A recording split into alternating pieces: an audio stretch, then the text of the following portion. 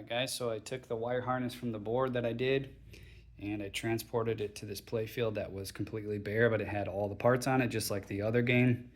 And then here's it with the harness completely in there. So just dropped in. I'll just give you a rundown here. This still has the old coil drive boards that I need to pull out, so I'll just rip these out and put new ones in once I get them. You can see all the switches are labeled so that when I plugged this in I knew where everything was going.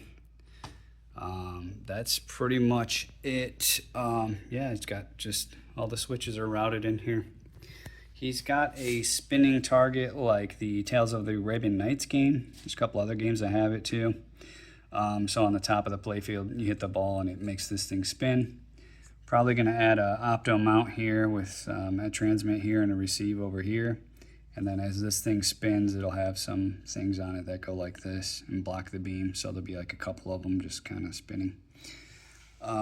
What else? This has an old, a couple things real quick. So this has some old stuff. This is an older game, so can't really see it here. These rollover switches are not mechanical ones like you would see on modern games.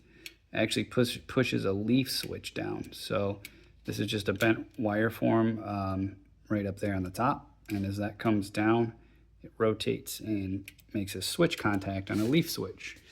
So that's something new. You learn something new every day. And then over here it's a two-stage trough. So what happens is the ball comes down here. There's a switch right down here. You might hear it click. So when the ball hits there, as long as that switch is on, this will trigger and kick balls up here, get them off the play field, and then they sit down in here, and there's 3 switches here to detect the balls in there, and then they get kicked up. So basically as they drain, it's just, you're gonna have a code sequence that says if switch active, trigger this.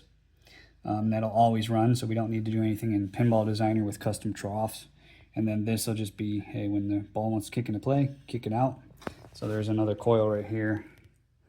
You see right here. This does a little armature kick up. Again, this was a flooded out game he bought used. I can actually smell where it's kind of like a little bit mildewy. So I'm wondering if I can just air it out a little bit later. It's been in here for over a month, I think. And yeah, every time I come in here and walk over here, I can kind of smell it a little bit. So hopefully it gets aired out. Yeah, that's pretty much it. We'll get all this thing wired up and running. I talked about it before. I asked on a forum group. These coils, I think they were rated for 2.8 ohms, very low ohms. And if you're running at 48 volts, these guys are gonna suck, I think I said 20 amps, right?